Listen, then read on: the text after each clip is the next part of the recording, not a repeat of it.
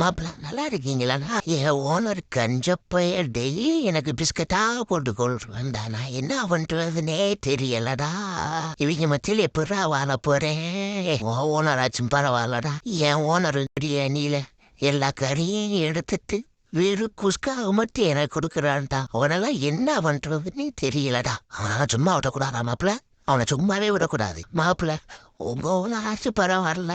Biscuit கறி பிரியாணி குஸ்கா என்னத்தையாவது கொடுக்குறேன். என் ஓனர் பரேஸ்வரா போட்டுட்டே கொள்றாள்டா மாப்பிள.